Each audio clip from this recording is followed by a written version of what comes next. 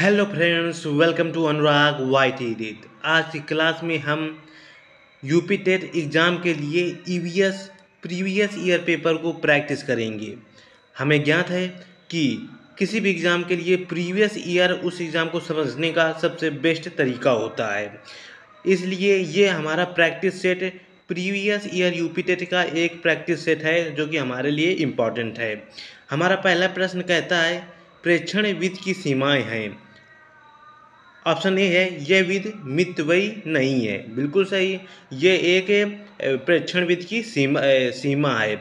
Option B है इस विधि में प्रेक्षण सूक्ष्मता से न करने पर प्राप्त परिणाम अधिक वैध और विश्वसनीय नहीं होते हैं। ये भी हमारी प्रेक्षण विधि की एक सीमा है।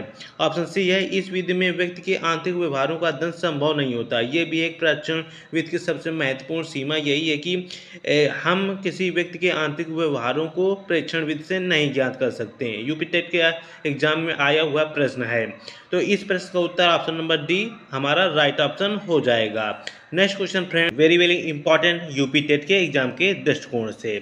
इकोसिस्टम की सही परिभाषा क्या है? जब हम इकोसिस्टम की बात करते हैं अर्थात पारिस्थितिक तंत्र, तो इसकी सही परिभाषा, ये सबसे आसान क्वेश्चन है लेकिन यूपी टेट के एग्जाम में पूछा जाता है। इकोसिस्टम से हमारे यूपी टेट के एग्जाम में क्वेश्चन बनते हैं।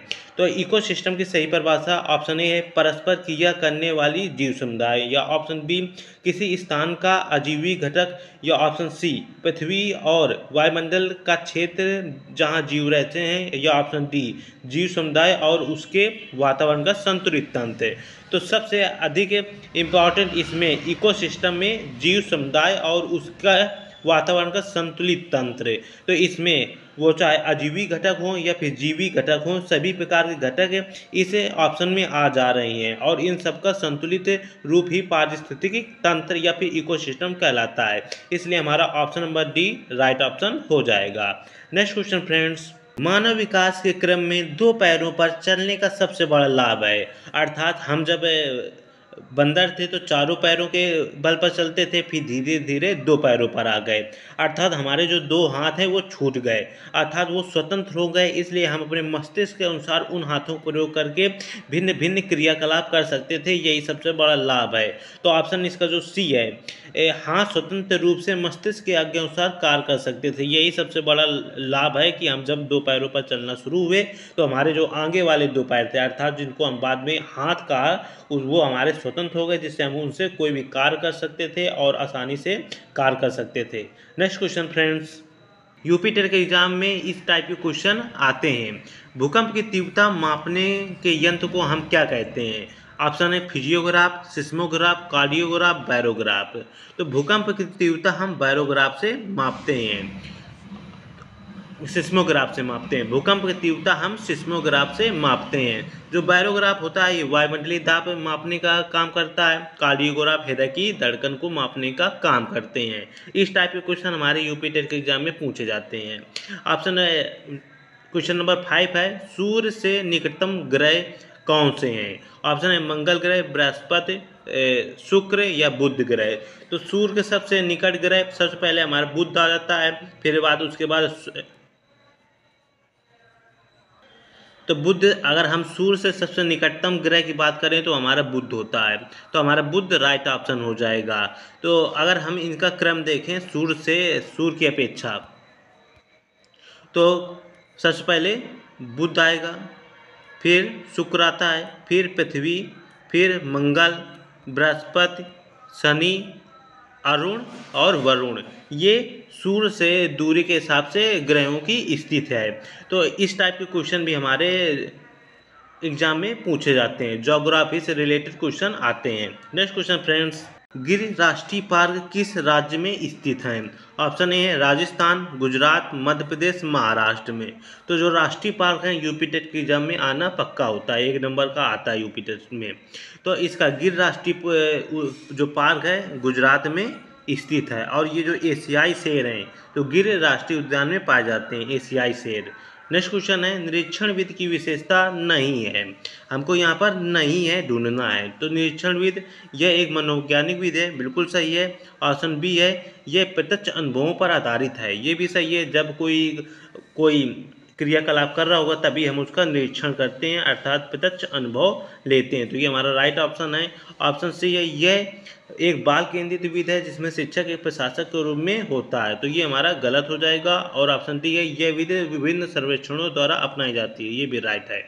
तो हमको यहाँ पर नहीं है ढूंढना था, अर्थात निगेटिव का निगेटिव हो जाएगा। तो ऑप्शन सी, क्वेश्चन नंबर 7 का ऑप्शन नंबर सी हमारा राइट ऑप्शन हो जाएगा। नेक्स्ट क्वेश्चन फ्रेंड्स, पर्यावरण शिक्षा में समस्या समाधान विधि का गुण है। ऑप्शन है लक्ष्य केंद्रित विधि, सृजनात्मक विधि या चयनात्मक विधि या ये सभी।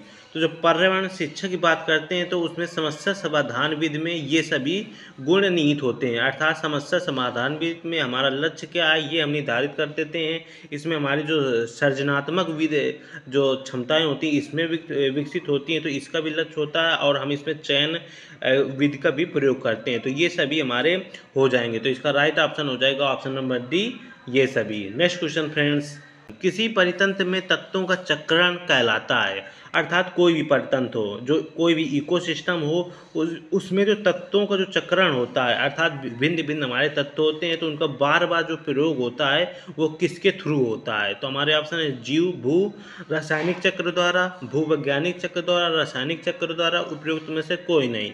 तो किसी भी परितंत्र में तत्वों का चक्रण भू रासायनिक चक्र द्वारा होता है। नेक्स्ट क्वेश्चन है चिपको आंदोलन के प्रणेता थे, अर्थात चिपको आंदोलन ने किसने शुरू किया था। तो हेमवती नंदन बहुगुणा, मदर तेरेसा, सुंदरलाल बहुगुणा या महात्मा गांधी। तो चिपको आंदोलन के प्रणेता हमारे सुंदरलाल बहुगुणा थे, और जो चिपको आंदोलन था उत्तराखंड से संबंधित था। ये पेड़ों को काटने से बचाने के लिए ये आंदोलन शुरू किया गया था। नेक्स्ट क्वेश्चन फ्रेंड्स, इंसुलिन की रासायनिक प्रकृति है विटामिन, प्रोटीन, वसा, कार्बोहाइड्रेट, अर्थात जो इंसुलिन रासायनिक रूप से केमिकल प्रॉपर्टी के अनुसार से कौन सी इसकी प्रकृति है। ये विटामिन होता है, वसा होता है, कार्बोहाइड्रेट होता है, ये भी प्रोटीन होता है। तो रासायनिक रूप से इंसुलिन एक प्रोटीन होता है। नेक्स्ट क्वेश्चन, पौधों में अर्धसूत्री विभाजन होता है, मूल शीर्ष में, परागकणों में, तने में या परागकोश में। तो पौधों में अर्धसूत्री विभाजन परागकोश में होता है। नेक्स्ट क्वेश्चन फ्रेंड्स, जैविक समुदाय में प्राथमिक उपभोक्ता है। जो हमारा जैविक समुदाय होता है उसमें हमको प्राथमिक उपभोक्ता, अर्थात जो सबसे पहले उपभोग करता है, खाता है। तो जब पेड़ पौधे, जो हरे पेड़ पौधे होते हैं वो क्या होते हैं, उत्पादक होते हैं। उसके बाद जो शाकाहारी होते हैं वो इन उत्पादक अर्थात हरे पेड़ पौधों को खाते हैं। तो शाकाहारी हमारे प्राथमिक उपभोक्ता के रूप में होते हैं। जो मांसाहारी हैं ये द्वितीय उपभोक्ता के अंतर्गत आ जाते हैं। आज जो क्वेश्चन 14 है, ज्वर नियंत्रक में आमतौर में सबसे अधिक प्रयोग की जाने वाली दवा है। जो हमारा बुखार होता है उसमें आमतौर पर सबसे अधिक हम कौन सा प्रयोग करते हैं। तो ब्रूफेन, बी कॉम्प्लेक्स, ल्यू 52 या पैरासीटामोल। तो आपको पता होगा, आपने भी पैरासीटामोल खाया होगा। आपको जब भी बुखार आता है तो आप डॉक्टर के पास जाते हैं तो वो 2 इंजेक्शन लगाता है, साथ में पैरासीटामोल की दवाई भी दे देता है, ले बेटा खा ले। इस प्रकार से तो ये आमतौर पर सबसे ज़्यादा प्रयोग होने वाली जो दवा है वो पैरासीटामोल है। नेक्स्ट क्वेश्चन फ्रेंड्स, दही निर्माण होते हेतु कौन सा सूक्ष्म जीव उत्तरदायी है, अर्थात जब हम दूध से जब दही निर्माण होता है तो उसमें कौन सा जीव ये कार्य करता है। दूध से दही बनाने का कार्य जो है कौन सा सूक्ष्म जीव करता है। तो है एस्परजिलस स्ट्रो,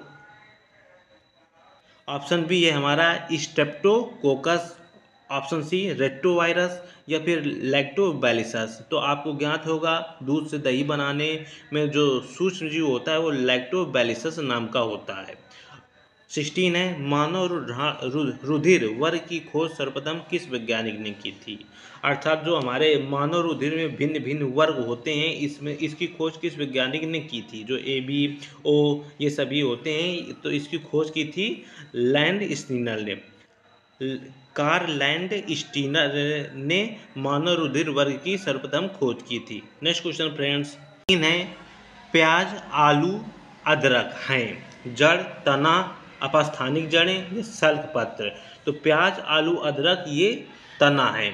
आपने जब प्याज को देखा होगा या फिर खेत से निकाला होगा तो आपने नोटिस किया होगा प्याज होती है और इस प्याज के नीचे नीचे कुछ इस प्रकार से जड़ें होती हैं। तो जड़ के जो ऊपर वाला भाग होता है वो तना कहलाता है। तो प्याज भी होता है। आलू में भी, आलू जब देखा होगा तो आलू के नीचे भी बहुत सारी ये रेशेदार जड़ें होती हैं। तो आलू एक तने के रूप में कार्य करता है। अदरक की भी यही प्रक्रिया होती है। तो इस क्वेश्चन का राइट ऑप्शन हो जाएगा option number B. Question number 3 है, एक कोश की सूक्ष्म जीव है। तो स्पाइरो, गैरा, विषाणु, पैरामीशियम या हाइड्रा। तो एक कोश की सूक्ष्म जीव पैरामीशियम है। नेक्स्ट क्वेश्चन फ्रेंड्स, निम्न में से कौन सा पादप उत्पाद साबुन का विस्थापन है? रुद्राक्ष, रीठा, तेंदू या ये सभी। तो ऐसा पादप जो उत्पाद जो साबुन का विस्थापित करता है वो रीठा है। नेक्स्ट क्वेश्चन फ्रेंड्स, निम्नलिखित वाहिनी ईंधनों में से किसको आजकल पर्यावरण स्नेही माना जाता है? तो डीजल, पेट्रोल, द्रवित पेट्रोलियम गैस या संपीड़ित प्राकृतिक गैस।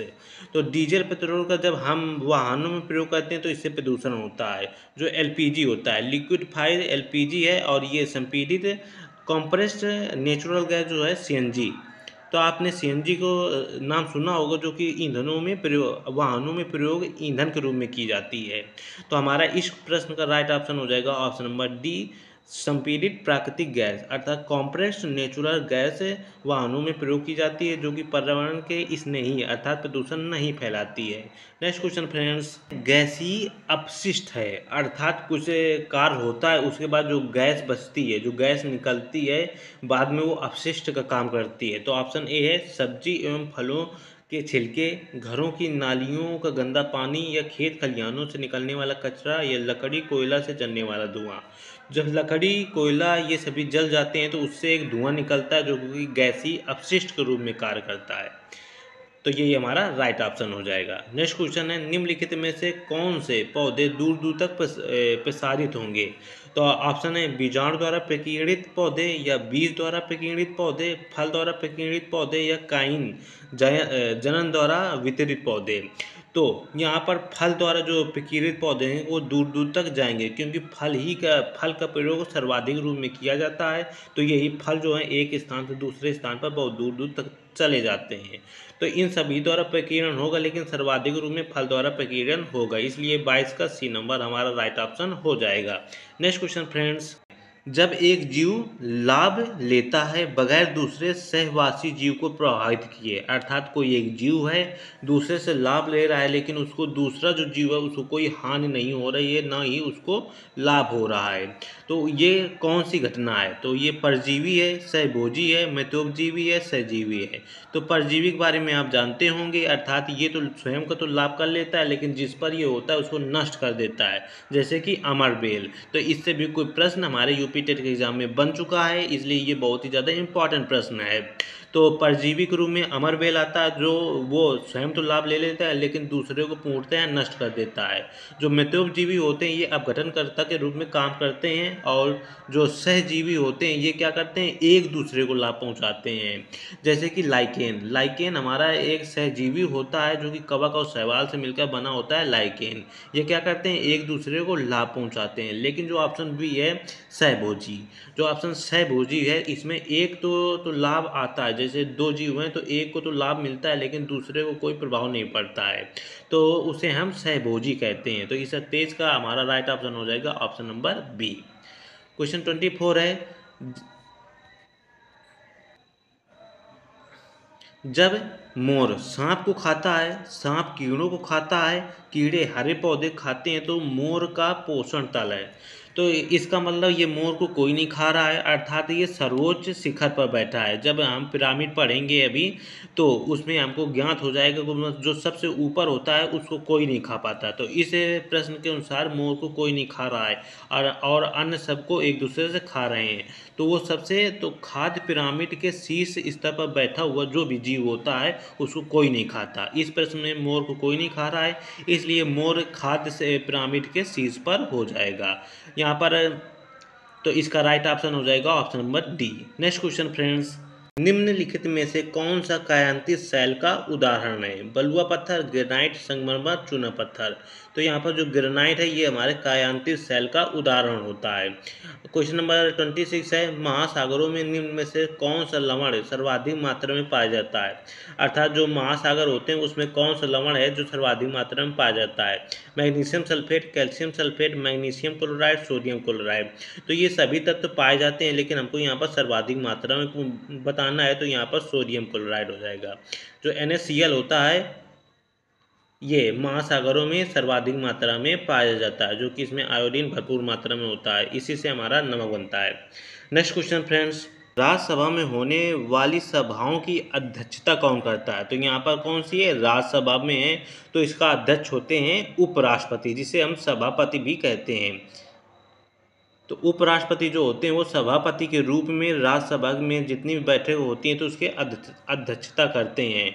और यहीं पर अगर लोकसभा होता तो यहाँ पर अध्यक्ष होते, अध्यक्ष राज्यसभा को संभालते हैं और जो राज्यसभा है उसे उपराष्ट्रपति या फिर सभापति संभालते हैं। जो 28 है, निम्न में से किस मिट्टी का विस्तार भारत में सर्वाधिक क्षेत्रफल है? काली मिट्टी, लाल मिट्टी, जलोढ़ मिट्टी, बलुई मिट्टी। तो यहाँ पर जो है जलोढ़ मिट्टी जो है भारत में सर्वाधिक मात्रा में पाई जाती है, क्योंकि जलोढ़ मिट्टी नदियों द्वारा निर्मित होती है और भारत में नदी खूब हैं, बहुत सारी हैं, इसलिए सर्वाधिक मात्रा में जलोढ़ मिट्टी होती है। जो काली मिट्टी होती है इसे हम रेगुर मिट्टी भी कहते हैं, इसमें कपास खेती करना बहुत अच्छा होता है और ये महाराष्ट्र और गुजरात साइड में काली मिट्टी पाई जाती है। नेक्स्ट क्वेश्चन फ्रेंड्स, जो शाकाहारी जंतु भोजन के लिए हरे पेड़ पौधों पर निर्भर रहते हैं, प्रथम चरण उपभोक्ता कहलाते हैं, द्वितीय चरण उपभोक्ता, तृतीय चरण अब उपभोक्ता या फिर उपभोक्ता कहलाते हैं। तो जो हरे पेड़ पौधे पर से अपना भोजन प्राप्त करते हैं उन्हें शाकाहारी जंतु कहलाते हैं और ये प्रथम चरण के उपभोक्ता कहलाते हैं। क्वेश्चन नंबर 30 है, हमारा आज का लास्ट क्वेश्चन है, प्लेग है विषाणु जनित बीमारी, कवक जनित बीमारी, खनिज जनित बीमारी या जीवाणु जनित बीमारी? जो प्लेग है ये एक जीवाणु जनित बीमारी होती है। आई होप फ्रेंड्स आप सभी को ये प्रैक्टिस सेट समझ में आया होगा। यदि पसंद आया तो लाइक कर दें और अपने अपने जो शब्दों को कमेंट द्वारा व्यक्त करें और इस वीडियो को अधिक से अधिक शेयर करें। और यूपी टेट की तैयारी पूर्णतः करना चाहते हैं तो इस चैनल को सब्सक्राइब कर लीजिए, क्योंकि यूपी टेट की पूरी तैयारी यहाँ पर करवाई जाएगी। जय हिंद।